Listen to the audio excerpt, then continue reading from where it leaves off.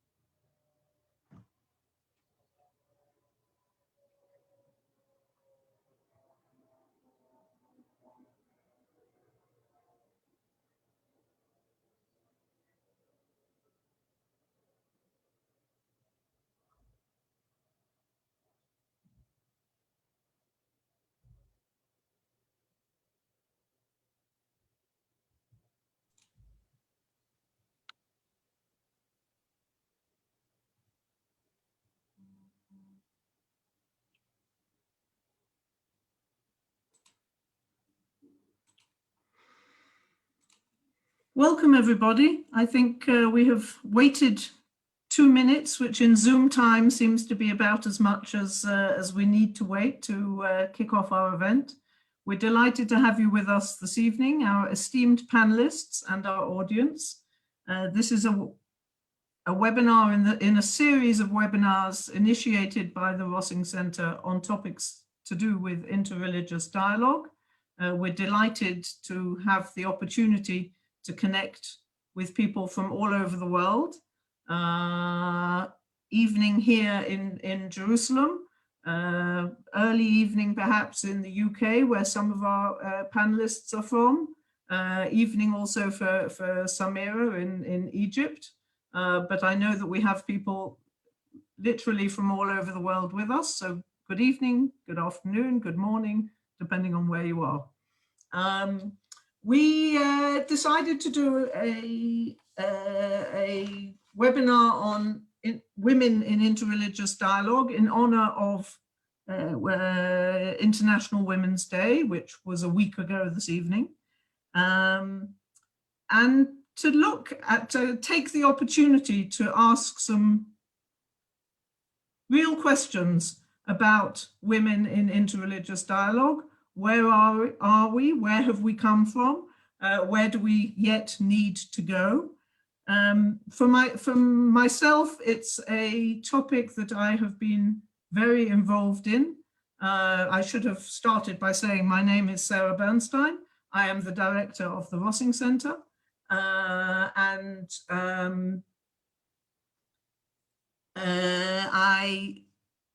began working in the field of interreligious dialogue over 20 years ago.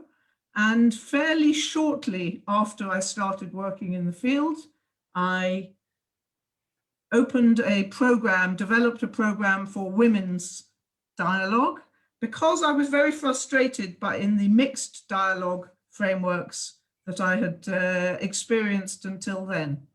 And I wondered if in a women's framework, I might find more of what I was looking for. So I developed I launched, I think, our first women's interreligious dialogue group in the year 2000 or 2001, and participated in quite a lot of women's dialogue over the following years, and indeed found that it was significantly more fruitful and gave me more of what I was looking for. And particularly because I felt that in the mixed frameworks, the dialogue was pretty intellectual, often an atmosphere of debate rather than dialogue, of sparring, of people trying to prove themselves right. And it felt that, whereas I felt that what I was looking for in dialogue was to create relationships. And once I got into a women's framework, that seemed to be what other women were looking for as well. They wanted to build relationships, and the women's framework allowed them to get on and do that. I then went on and did academic work in the field. I wrote my MA thesis on the theme of mothers' peace movements, and I wrote my PhD thesis based on the work of one of the a life story women's dialogue program that I directed. So I have a lot to say about the strengths that women bring to the table and the advantages of women-only frameworks. On the other hand, I'm increasingly frustrated with the exclusion of women from religious leaders' dialogue and from decision-making forums. So I think that this is a conversation that we need to have, and that I hope will be fruitful and inspiring and thought-provoking for all of us here this evening. So I'm delighted to have 3 guests with us, and I will introduce each of them in turn, and they will give a short introduction. and then we will open up, and then I will ask a series of questions to our panelists and invite their responses. So we will start with Elizabeth Harris, who currently serves as a director at the Good Faith Partnership. She was previously director of the Council of Christians and Jews in the UK, and she has led a number of other charities and NGOs. Elizabeth has extensive knowledge and experience of working with UK parliamentarians, civil servants, EU and UN bodies, diplomats, and faith communities. Elizabeth also worked for many years in the Middle East, and her contribution to faith communities has been acknowledged by Her Majesty Queen Elizabeth II and by Pope Francis. Elizabeth, please, Liz, please introduce yourself and say something about your experiences of interreligious dialogue. Hi, thank you so much, Sarah, and thank you for calling me Liz as well. That's much less formal, that's great. So I would say my experience, unlike my colleagues here, is probably more as a practitioner than as an academic or a theologian. I'm also a British Israeli, so my experience is both lived and professional in Israel and the UK.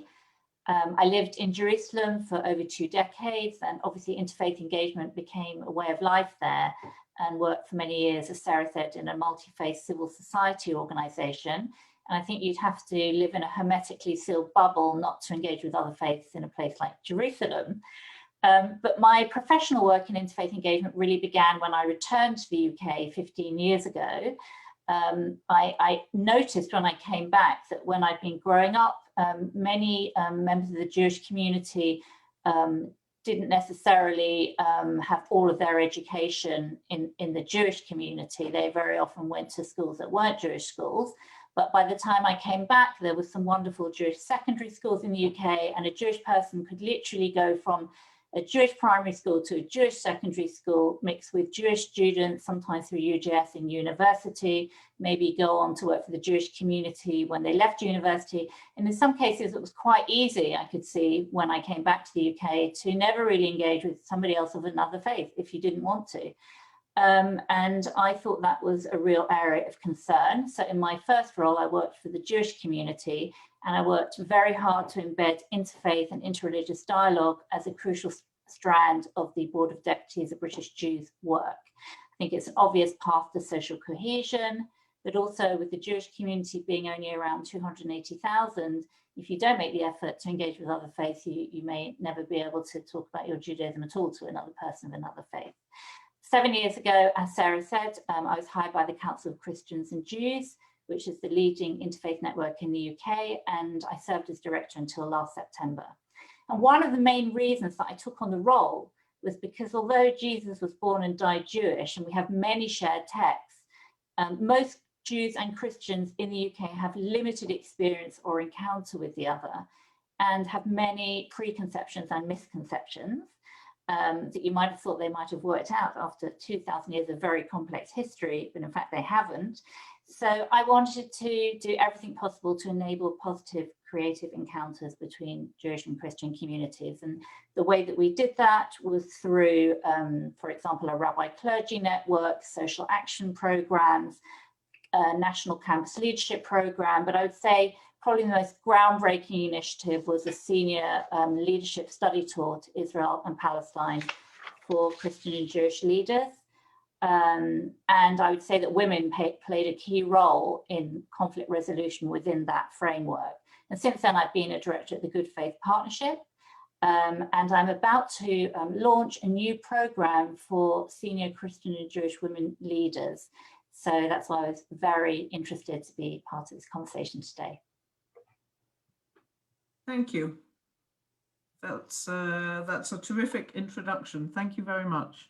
Our next speaker, Samira Ibrahim, is currently a candidate, I'm not sure I'm going to pronounce all these things right, at the Klingendale Institute, it's probably pronounced completely differently, in the Netherlands for international relations and diplomacy.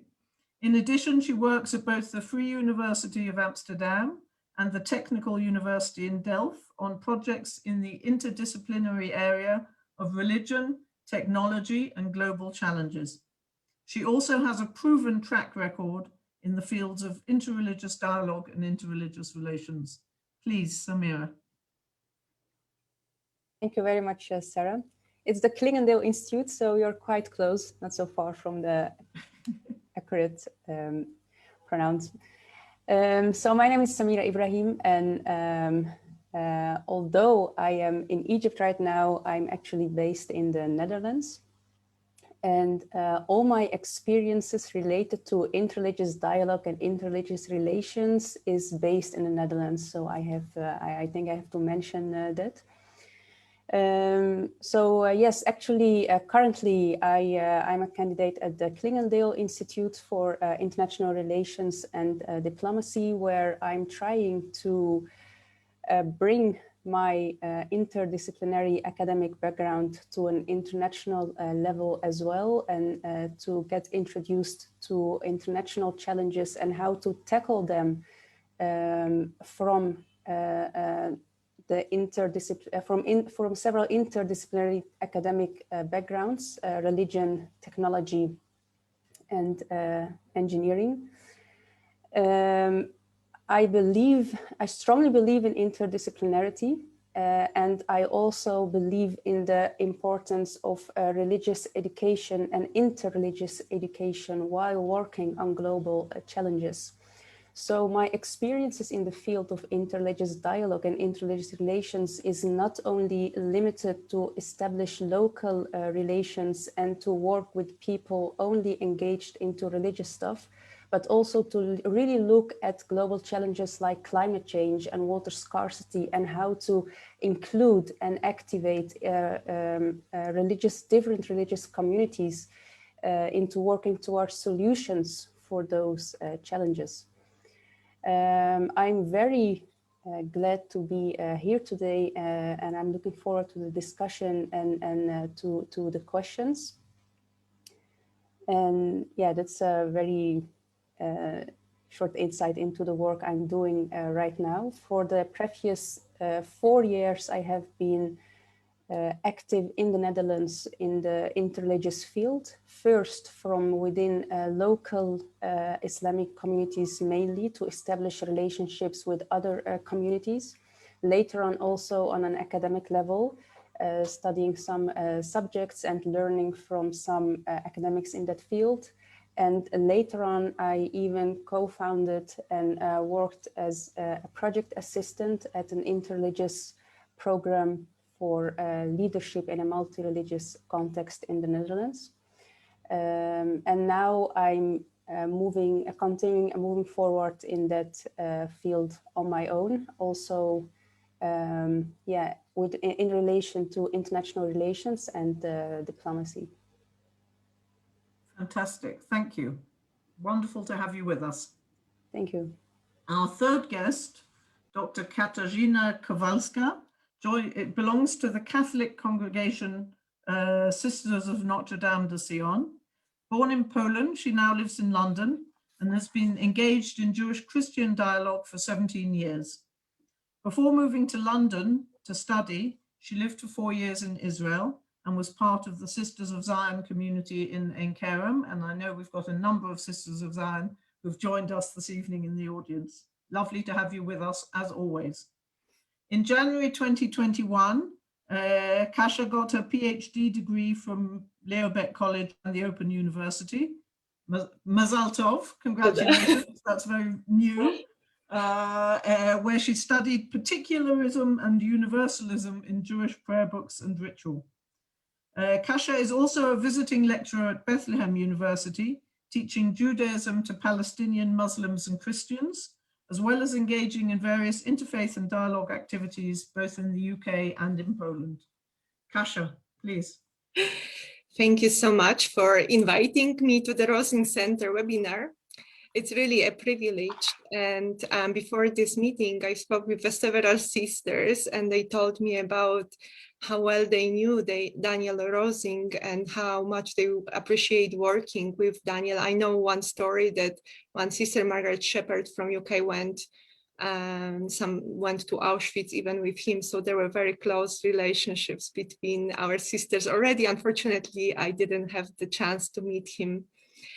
And I think for the clarity of our conversation, I need to clarify my context, where I'm coming from, because I think in dialogue, it is so important to say where we are, and the religious, geographical, sociological, political context influences women in dialogue very much so. And me being being born in Poland in 1970s, I was born under communism in a very Catholic traditional family in a region of Galicia, of Sztetels. Of course, at the time I didn't have a clue.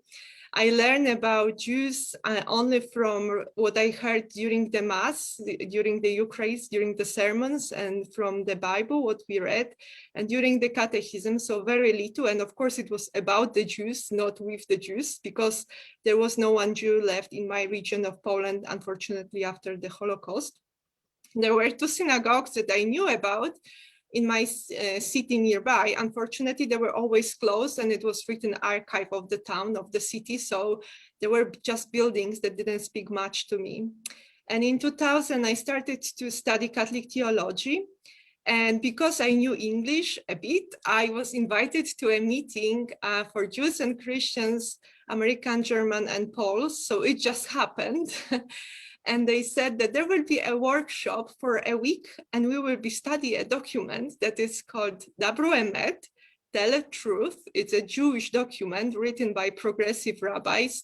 Now I think also some Orthodox signed this document, which is quite very important, one of the first documents written by a group of rabbis as a kind of response. In short, I am not going to go into the details, to a Catholic document, which was revolutionary in Catholic Church, Notre in our times, which changed the relationship between Jewish people and the Catholic Church and also other Christian churches. And this was a moment that totally changed. It was academic meeting, but at the same time provided me opportunity to really meet with a living Jew, so to talk to a Jewish person and not only about the Jewish person. And for the first time, I went to the synagogue, to one of the synagogues, and we had a Shabbat together. And so it was also dialogue through life, through religious experience. It was not only academic talking about our relationships between Jews and Christians, but also meeting. And it was mixed. It was women and men, and it was leaders like John Pawlikowski and other leaders of high leaders in dialogue, but also us students that were, or like me, who first time really had them a chance to meet a living Jew. And it was really transforming my life, because I started to realize where I was coming from. I realized that I need Judaism, a Jewish tradition, to understand my Christian faith. But I also need to understand me as a Pole, coming from Poland, from Galicia. And then in 2005, I met sisters around 2005, I met Sisters of Sion who came to establish a little community in Krakow. And I realized that it is a congregation, Catholic religious congregation for women whose life is actually centered on dialogue and have this very special what you call charism, or in other words, inspiration, which says that we need to witness through our life and words and teaching about the faithful love to Jewish people. And we are engaged in church and in the word to form a word that the interfaith would be practiced and to word a better word, more just word, which involves also engagement with other faiths tradition, but especially with the Jewish people. And Life of the Sisters of Sion is centered on scriptures. And I was really surprised, and because I love Bible, and Bible was, for my personal spirituality, was very important. And I discovered that they also read Bible from the Jewish perspective.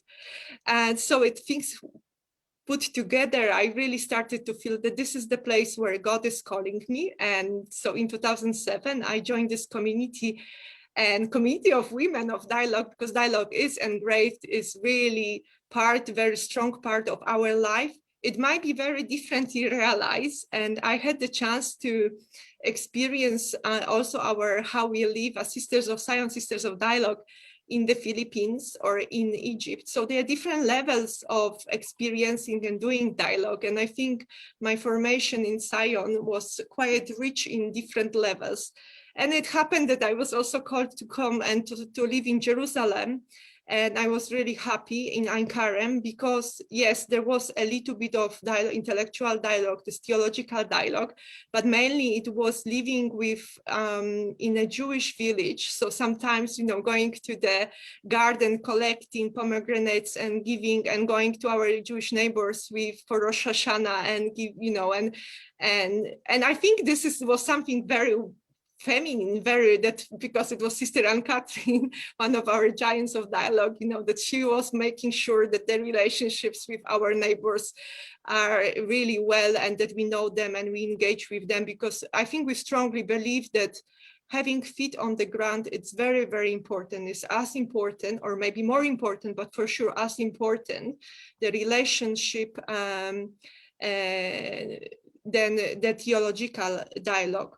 And also, of course, I get to know a little bit Islam because we have Muslim Palestinians workers that work for us. So also I had the chance to see and talk about Ramadan and so on. So it was this dialogue for life. And it was, of course, with part of a women group, but not only. We have also Brothers of Sion, and I will talk a little bit maybe later on. I will have a chance about the difference. And this was the time to prepare for my PhD, which, as Sarah mentioned, I finished this year. It was extremely important part of my life, very long, because it took me 6.5 years to finish. But I was the only Christian most of the time in a rabbinical college for future progressive rabbis, conservative, reform, and liberal. And I had to learn to listen, and I was really the other, and everybody was Jewish. And it was the most beautiful experience of prayer, of learning about contemporary Judaism, and engaging in everyday, sometimes in the corridor or over the coffee, we had very profound theological discussions about God. I remember once they told me, it's only with you we talk with God. We never talk about among ourselves. So, but at the same time, I also had the experience of teaching and engaging in different parts of the world. I went to Congo, and so it was different level, grassroots level and the academic level. And this informed my experience of dialogue, which is only hopefully the beginning. And I always think the dialogue, it's a path, and every day it's a learning path. Thank you so much. Thank you so much, Kasia. That's fantastic. And I think that's a great segue into the next part of our conversation, where I would like to invite all of our speakers to reflect on so what are the challenges that women face in the field of interreligious dialogue? What additional values and perspectives do women bring to the field? And I perhaps we should say once and for all this evening, well, my perspective is, I won't say it on behalf of all of you, my perspective is that we're not talking about women in some essentialist biological way, but making some generalization about women, perhaps as a result of socialization, of the way gender differences are created in society. So we're talking in general terms. It's not that I believe that this is all women all the time, all men all the time. I'm going to put that out there. But if any of you wish to say something differently, then please do. So what's the challenge, and what do women bring to the field? Who'd like to kick us off? Liz, do you want to I'm happy begin? To start. So I think there was a preface to that you asked when we originally talked, which is there a problem regarding the involvement? And I think it's really important to address that, as well as talking about the challenges, and then to talk about what we uniquely bring. So I'm really going to answer this from a UK perspective, and particularly in relation to Christian-Jewish dialogue, which was where most of my work has been in the UK. Obviously, there's a challenge in general for women to be heard and society and in some parts of faith communities. But when it comes to interreligious dialogue, I really think there's a particularly stark problem. There seems to be still a sort of blindness or reluctance to include women's voices. And some of the reasons, for example, are that I've heard are that not all denominations ordain women, so this limits the availability of women's voices. Obviously, this is an absolute nonsense, and it isn't a feasible excuse, since women live as spiritual beings, whether ordained or not. Women still have their relationship with their faith that needs to be articulated, and there are many women more than able to do that. So I'm thinking of incredible women thinkers in the UK like Dr. Lindsay Taylor-Goodhart, a Jewish educator who's just brought out a book that I highly recommend, Challenge and Conformity, The Religious Lives of Orthodox Jewish Women, which I think may be useful to women of other faiths as well. And again, this isn't everywhere for sure, but it does emanate from an institutional lack of diversity in faith spaces that creates a culture where it's okay to exclude women's voices. So I'm going to take the example of CCJ, but it's definitely not the only one. So I was a female director, which was fabulous, but it was also challenging at times. So the presidents of CCJ, who are the leading clergy from 10 of the Christian and Jewish denominations, were all male but one in representation. So the dialogue around the president's table was almost entirely without women's voices. And when you're a minority, as we all know, it's always more difficult to be heard or to have the confidence to raise your voice. You have to try that little bit harder. And equally, the advisors of all the presidents were all men. So I sometimes found myself sitting in a room of around 20 men, and these are the key faith leaders in the UK, representing their communities, who have significant influence in shaping not only their own communities, but British society as well. And you know, that same lack of diversity was then replicated on the board of trustees in the organisation. And it's a terrible loss of potential as much as anything else. And just to say, this isn't only a CCJ problem in terms of a national network, the Christian Muslim Forum, the other national bilateral interfaith network has only one woman on the board. It's an institutional problem within this space. And I also know for sure that some of the men involved in those organisations would rail against this in other parts of their professional or personal life, but don't necessarily take enough of a stand in this specific arena. So I think there really needs to be an acknowledgement of men, of what they are perpetuating here, followed by commitment to change. It's not our duty as women to fix this problem on our own. It needs to be a partnership between men and women to end it. Women's voices need to be understood as essential rather than optional in this space.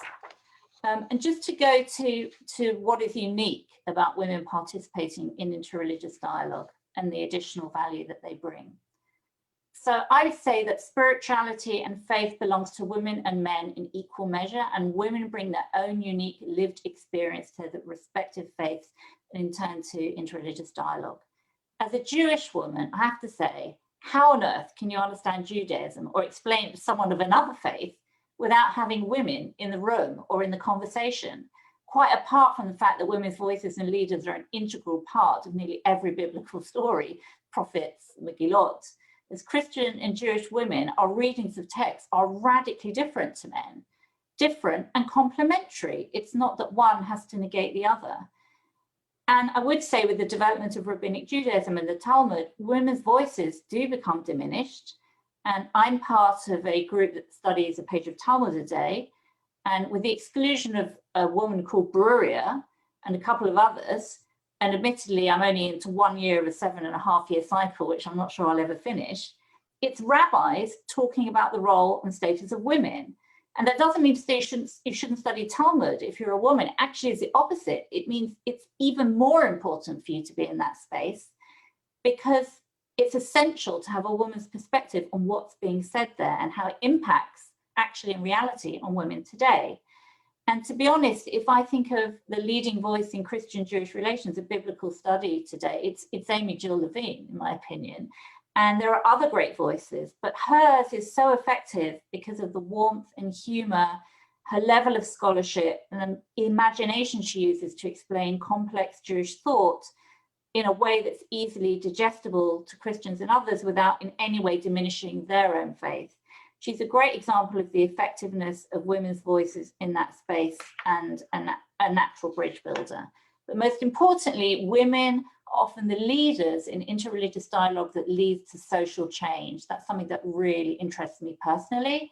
You only have to look at the movements for peace in Israel and elsewhere today, conflicts that emanate from issues of faith.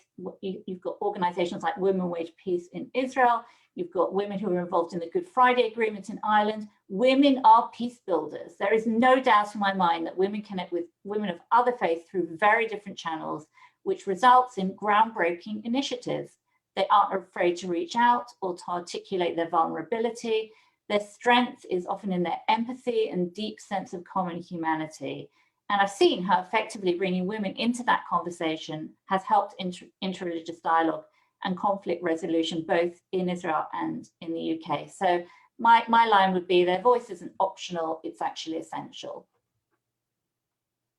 Thank you so much, Liz. I love that line. I wrote down to myself, first of all, it's not our duty as women alone to change this. It's the duty of men as well.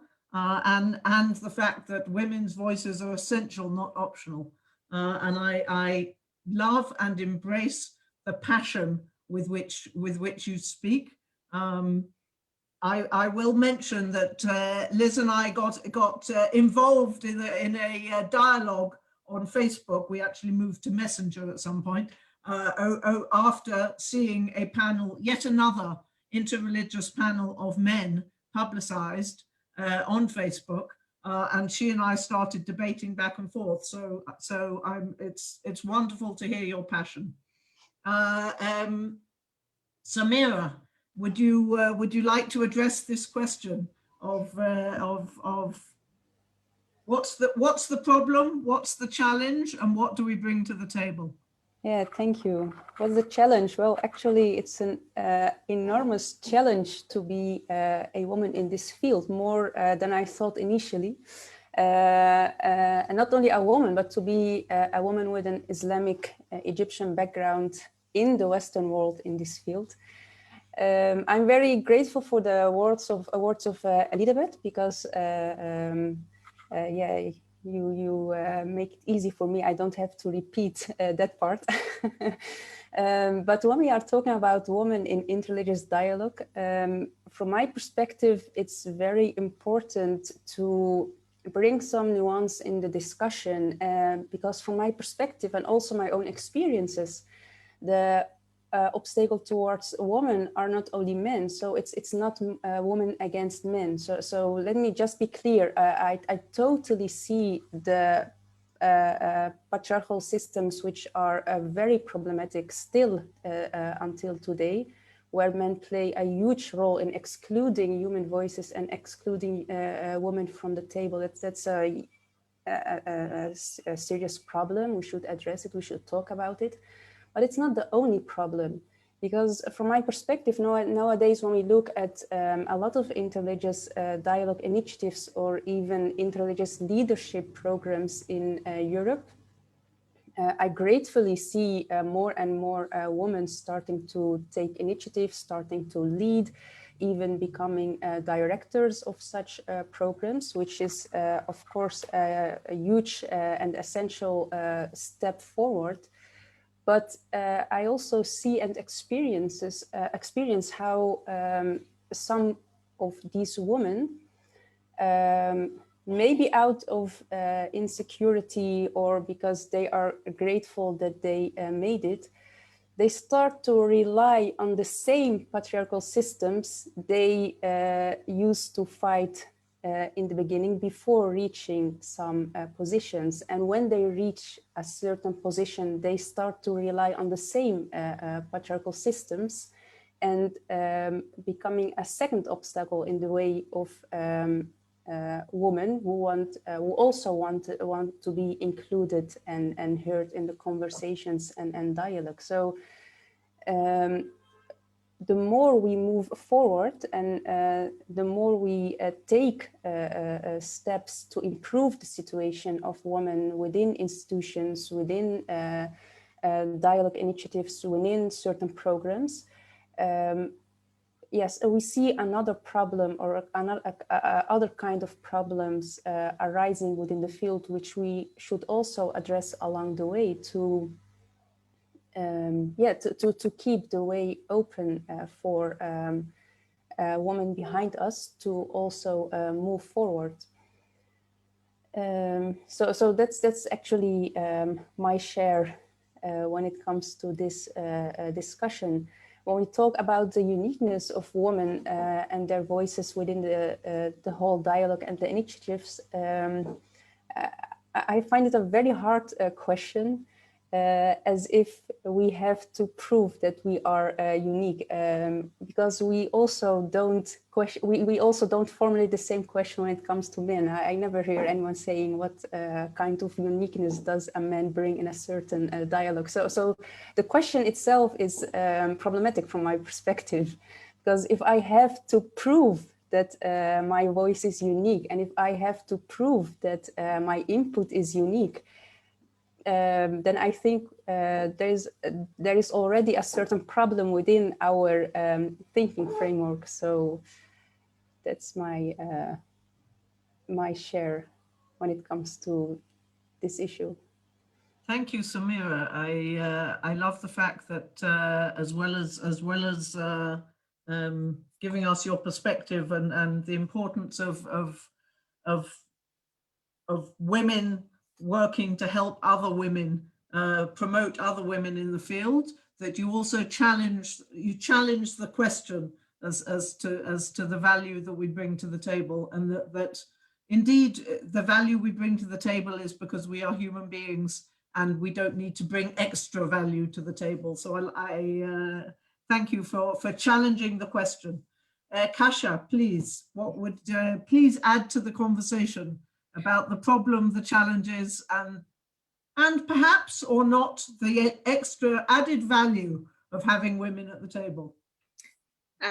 So I would like to again to take a step back maybe a little bit, and for me it's a question, what do we understand by dialogue again? And I think we need to be very clear when we talk about problems or women's participation. Do we talk about the theological dialogue, or do we talk about dialogue through life, dialogue through religious experience, or dialogue of action, so more centered on the social justice? And I think it's very important to remember this, because I want to first focus on the theological dialogue, because I'm theologian, religious studies person.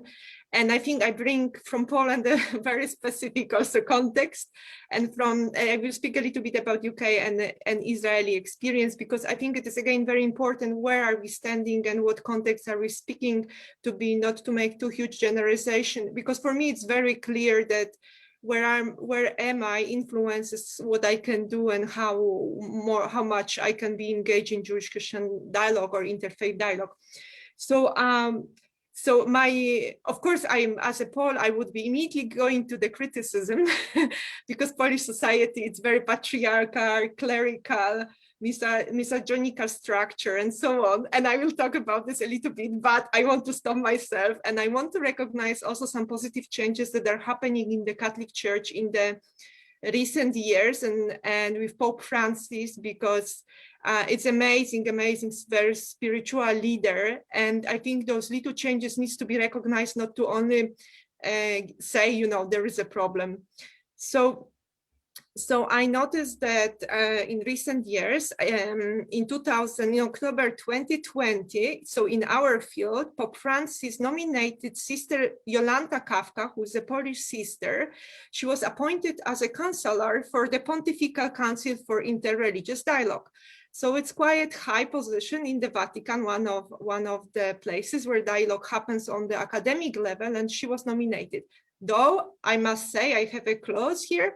I'm not sure how her voice is heard and how much is influential, but already this nomination, I think it should be noticed. And Pope Francis 2 weeks ago nominated another woman as a biblical scholar again to one of the commissions concerning studies of the Bible. So we notice certain changes on the more local level. At certain episcopates, even in Poland, women are sometimes chosen as counselors. Sometimes it works advisors, sometimes they might have a stronger voice, sometimes not. But for example, in Germany, my friend Katrin Grossman, she's employed and with a paid position as a representative of a bishop in one of the dioceses in Germany. So it's a lay woman person who is the representative for interfaith dialogue, Jewish-Christian Muslim dialogue. So we need to see that there are some changes. And when I spoke with my sisters who work in dialogue, who are in dialogue for 50, 60 years, this is something that it's progressive. And I think this is the way to go. And it's also very important. I personally believe as a theologian that even though we produce a lot of documents and it seems it goes nowhere, I think it has impact on people's life, because what is preached in the churches, it will influence people how they behave toward the neighbor on the street. So it's not so easy to say, okay, the intellectual dialogue, it's not so important, but I think there is also importance in theological dialogue. But I want to say two examples others from Poland, which I became a little bit more involved now because everything became online. Even though I am in London, I am also called to do some work in Poland online. So we have a Day of Judaism and Day of Islam in Catholic Church, which is very unique in Poland, the Day of Islam, but Day of Judaism, it's in a few other churches in other countries around the world. In Poland, it's already 21 years. And this year, myself, two women were invited to give a commentary to scriptures. One was a rabbi, a woman rabbi, Małgorzata Kordowicz, and myself was preparing the Christian commentary to the Psalm 25. The bishop was only invited to light the candle and to open the meeting. So there is a change. It was not maybe in the church, it was not as official as it could be, but still we were chosen as women. So somebody noticed that the women voice is needed also. And in Catholic Church, you need to know that women officially cannot preach sermons. They do very often in some parts of in some countries, but officially we cannot do it. We can do outside the official setting. So positive change. But very often when I am invited to a panel, I am not treated unequal as an academic who has the knowledge to engage with theological dialogue. Very often the way, and I think we talk about this with one other woman who is also a theologian, who is also knows the setting, and say something, because this is very specific, how even they perceive you.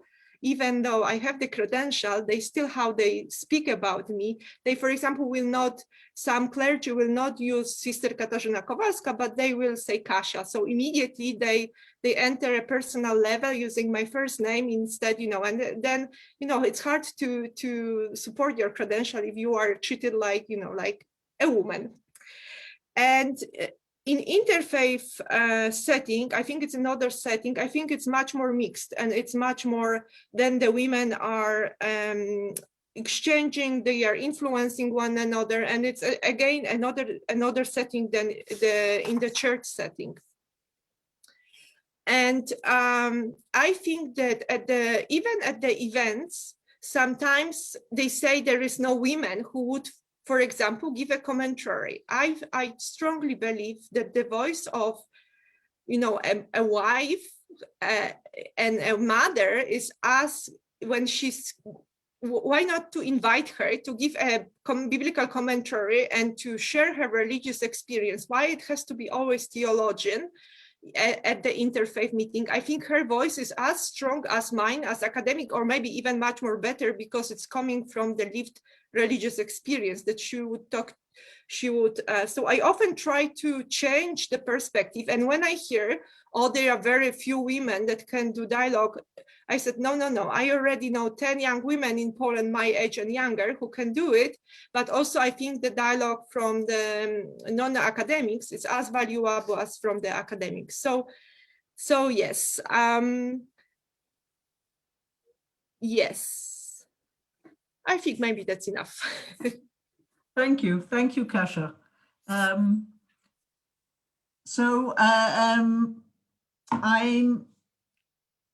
One of the questions which is also coming from the floor, but is also one of the questions I put to you in preparation for this session, and particularly speaking as a woman involved in interreligious dialogue in the Middle East, where the religious hierarchies are almost entirely, almost exclusively male.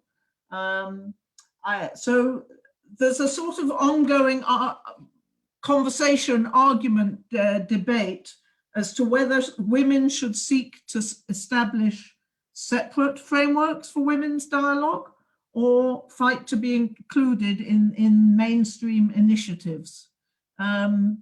So what do you see as the advantages and the disadvantages of each approach? And perhaps particularly when it comes to fighting to be included in the mainstream initiatives, how do we do that? Given the fact that indeed most of the established religious hierarchies are male. How do we take on this challenge? Are we going with the same order, or should we switch things around? Samira, why don't you go first on this one? It's okay. Thank you. I believe both should go in parallel. So I strongly believe that we should pave our ways within the already established and mainstream organizations and institutions. I truly believe in that. And I also believe that to have groups for women only, that can be very important to give them the strength to pave their way within the established and mainstream institutions. So when I speak for myself, I don't believe in the fact that women should limit their activities to other women only. But what I see from my own experience is that it helps me a lot, and it supports me when I do have like a focus group, women only, to share my experiences, to share my challenges, to get instructed and guided by them, and they really give me strength to move forward and to go further and to deal with the challenges I face within the mainstream or the already established institutions. So I truly believe in the fact that both should go hand in hand. Yeah, that I will also come back to what I mentioned regarding the previous question, when we are talking about some women who already made it to the top, and then they start relying on patriarchal systems to secure their position. And that's why I really see that focus group for women only are really important. Otherwise, you will rely on other systems to support you and to secure your positions. And through those systems, through those other mainstream and patriarchal systems, you will end up doing injustice to other women trying to make their way through the system. That's also my own experience. Can you be? I'm not quite sure that I've really understood what you mean when you say that women, when they get to the top, rely on the patriarchal system to keep themselves there. Can you? Well, I have some examples. One example is that you have a certain woman reaching the top and reaching the position of becoming a director of a certain program, for example. And when other women with a less hierarchical position face certain problems of racism, Islamophobia, or other stuff, the woman who is now the leader and should be responsible to deal with such problems becomes insecure and afraid to lose her credibility or position. So she starts denying, she starts to silence people, she starts to rely on the already established, attacked hierarchical system to secure her position, which is very harmful for other women, especially when they are still trying to make their ways through certain systems. So that's very important. Thank you. Thank you. Now I understand better what you're saying. I think that's very important, and I think it's very easy for women who, as you say, who have established a position to then need to give in to the hierarchy in order yes. to maintain their position. Thank you. Kasia. Yes, so I will go on the line with Samira. And I do value women's groups as well. I think, again, going back to this idea that this kind of division, which is probably more fluid, but that the dialogue through life, it's about relationship. We have something to offer. It's not saying, again, that men are not able to do it. I think they should be doing. But I think it's somehow because we are not allowed so much to be in the official level, we are more kind of concentrating on the dialogue through life. And I think this is something that we have to offer. But I think today I listened to another panel where women from different faiths were talking about hierarchy and if they can become ordained or not in their own proper traditions. And they were speaking Mandela's words. And Mandela said, Nelson Mandela, we must speak up when there is injustice. We must promote awareness and we must bring change. And Samira already mentioned that we need to build the better world for the next generation, especially next generation of girls and women. And we need to become the models. This is where they want to inspire that, yes, it is possible to be a woman of dialogue, whatever level you choose, whatever level you want to engage. And we must, so I think we must take little steps. If it is not possible to be on the official level with men and women when they will be equal partners of dialogue, then do whatever it's possible. Take the next step. Try to move on, because if you are standing, you are not moving anywhere, and this is the disaster. And I think excluding women, it is excluding a big part of the society. And it is also a part of the we want to be post-colonization, do post-colonization theology. We want to listen to the minorities, and it is strange because women actually are often majority in our religious communities, and they are excluded, they are not heard, they are not engaged. And we know from the sociological and not only different researchers, they show that the more diverse is organization, it better works, because you bring different experiences, this different age experience, different voices, different being minority or majority, and so on. I think it is very important. So I have a question about women's group that I experienced in Ein Karem, where we welcome women, Druze, Christian, Palestinian Christian, Israeli Christian, Jewish women who were coming just to be together and to eat together, to sing together, to laugh together, to share about festivals and so on. And it was a beautiful experience, but I think what is important, not to stay only within this comfortable circle that we are forming. Somehow we need to find a way to filter our experience as women into the mixed or male dialogue, because if we will just be together and we will complain, or we can't do anything, or this doesn't bring the change in the society. There has to be a way to, even from the grassroots level experience. And actually I was thinking about, we talked a little bit, I said, what's the difference of approach between our brothers of Sion and about sisters of Sion?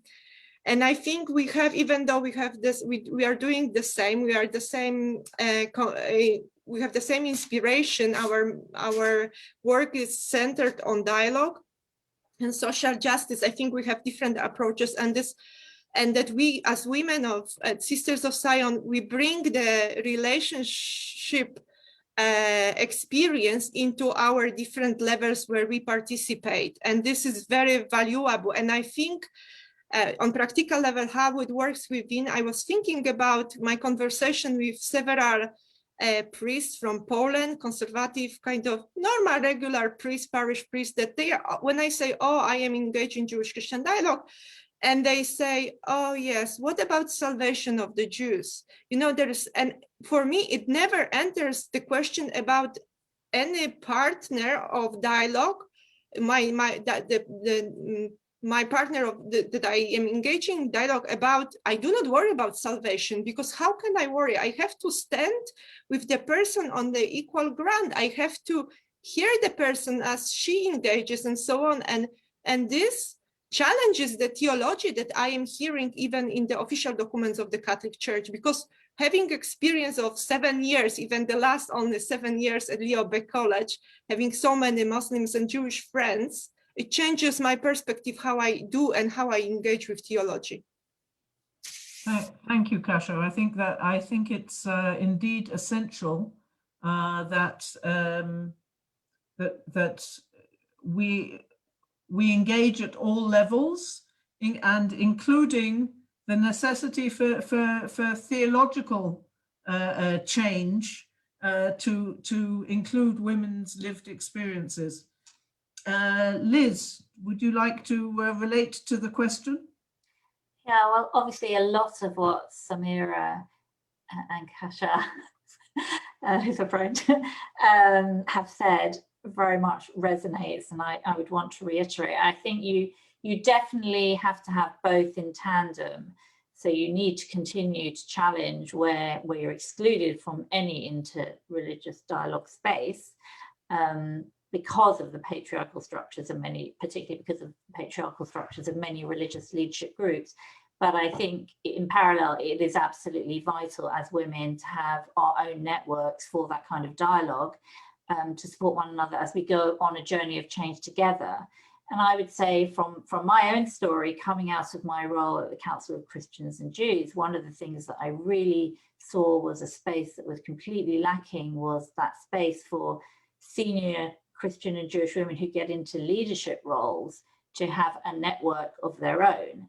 Women of faith, you know, it's a crucial part of their identity, and it's a very distinct narrative, and all kinds of barriers and challenges permeate their experiences as professional women, not only as women who lead interfaith organizations or theologians.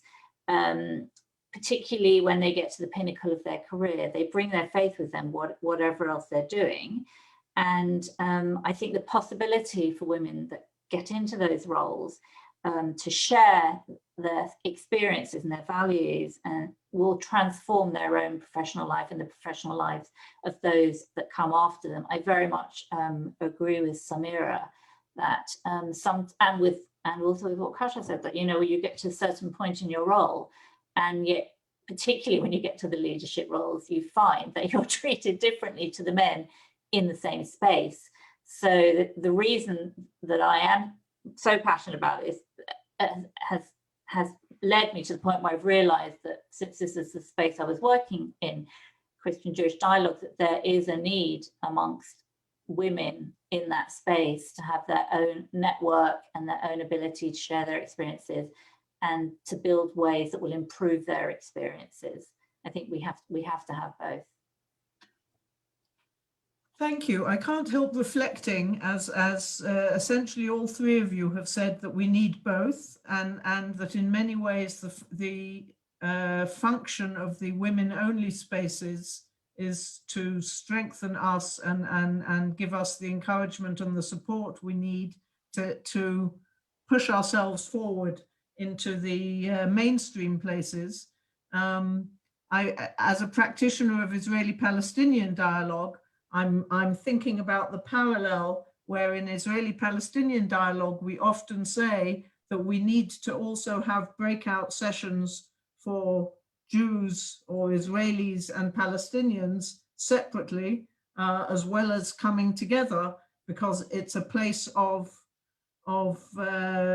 support and of thinking through one's own position before coming into the mixed space. So I'm just interested by that parallel. One of the things that I have noticed in recent years is that in the field of international development work and international diplomacy, there is a great cry for gender involvement, gender diversity, and one has to prove that one is gender diverse and hearing all different voices. There is also a call for much more involvement of religious leaders and religious groups in the world of peace building and international diplomacy, but the two are never brought together. So when in the field of international diplomacy, the call is made to include religious leaders, suddenly it doesn't need to be gender diverse, and it's okay to only have men round the table. So I wondered if you have any ideas as to what we can do to change that. I also, the other thing that I will raise is the role of men. What do we call on men to do to help change this reality? Because as you have said, this isn't only our problem and this isn't only our task. So what would you like to say to the men? And what would we like them to do? Kasia, why don't you go first? Okay, so just short. I remember I start with an example. Not long time ago, there was a meeting organized in Poland, in Lublin, where out of 15 panelists, more or less, I don't remember exact number, there was no one woman. And the invitation went to mailing list for Center for Interfaith Relation, Jewish-Christian centers. And one Orthodox who is here, a woman, wrote an email. I don't want to mention her because I am not sure if she will be happy, because I was very happy to notice immediately within a few minutes, she responded, "You don't have any women in Poland to include in the panel about Jewish-Christian relation," and there was about John Paul II and so on. And I think this is one of the ways to notice that there is a problem and ask questions. Sometimes it might not be possible, but very often there is a possible, because for me, even that there was no a woman who would be coordinating the panelists, like, sorry, this can do anybody, and you don't have to have a big training, academic training to do it. So sometimes I think people do not notice that there is a problem if they engage in dialogue, that they are only men, and I think it is important. And another thing, so this is a question from me, and there are some communities that usually, and I'm thinking more Orthodox conservative communities, when there's tradition that they do not engage with women. And when I am invited, or when I see such a panel, for me it is a question, should I say no? Because they will engage with, I will say, non-Jews or non-Muslim, but they will not engage with some rabbis, with Orthodox women, or so on. What do I do? Do I, me from the outsider, do I ask question? Do I challenge? Do I boycott? And to say, sorry, I will not take part in the dialogue because of the exclusion of women from your own community. But I think the starting point would be to ask question and to challenge the situation and to say there is a problem. Have you noticed that there is a problem that that the representative of women are missing in this event or in this gathering or yes, celebration? Thank you, Kasia. Liz, any thoughts? So I very much agree with Kasia that a lot of it is about challenging, because often we see it happening, and in some cases as women we don't even have the courage to actually challenge it. We just let it happen, and another one water under the bridge, and so it continues. So you do have to be a bit of a combatant to call it out, however embarrassed you may feel about doing that. But in tandem you do have to explain very much why. I often think that in international development, when you're talking about including, you know, faith leaders, so faith leaders don't have to be ordained. They may or may not be ordained. There's many spiritual people who are very articulate, who may not have, you know, a defined role, but actually may be maybe even more able to represent their religion than someone that is. So, you know, I don't think that that's really, you know, a feasible argument anymore. I think also you can point to some of the success of women, particularly women of faith and peace building projects. I actually think Israel and Palestine are a very good example of that, but there are other examples around the world. So yeah, I think that's what I do. Thank you. Samira. Well, from my perspective, the more woman-friendly a man is, the more gentle he is. So it is a question of gentleness, actually. And so my first advice, please don't wait for a woman to teach you how to be gentle, just be it yourself. And it's not only about inviting women to the table, it's not only about treating them with respect, it's also about how do you form your own ideas, to which degree are thoughts of women involved of the forming of how you perceive life, religion, and so on. I'm saying this because for example, nowadays I'm working at the Faculty of Religion and Theology at the Vrije Universiteit of Amsterdam as the Secretary of the Diversity Commission. And we are very much involved into these questions, how to make the space more gender friendly and so on. But one of the biggest problems from my perspective is that, okay, now we have a certain quota for the number of women we need at the table and for the number of women we invite as speakers and so on. But when we look at the literature we study during the lectures and the academic year, it's mainly written by men. When we look at the literature included by students in their thesis and work and so on, it's mainly written by men. So that's why I'm saying it's not just window dressing to check off a number of my checklist. Well, I have 3 women in this panel. Well, I invited 2 women to this event. No, it's also to which degree do you involve literature written by women, and do you involve women in your intellectual forming, and like I said, in the way how you educate yourself to perceive life and the world and so on. And I don't want to limit this only to the academic world. I'm very grateful for Katja, actually, when at the beginning she mentioned the role of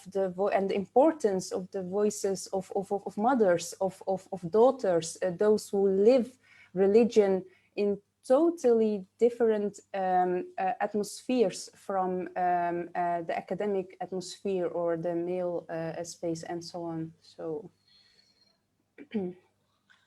thank you.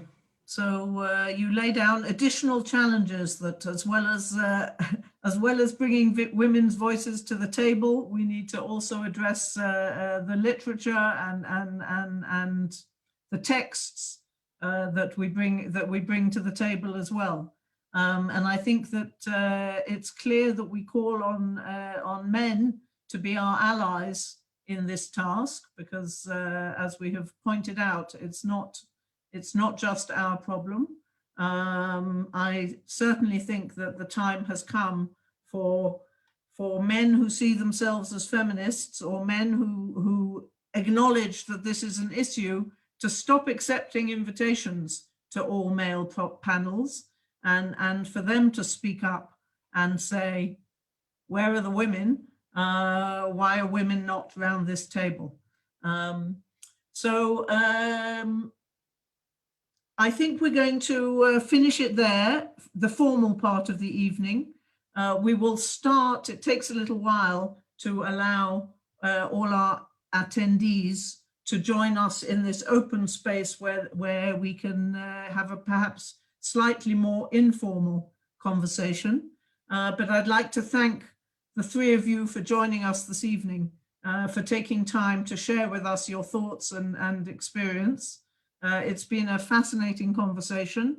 I think it's one that we need to continue, and we need to know that we are all each other's allies, and we will all support and help each other in speaking up and in tackling this challenge. So thank you very much to all of you.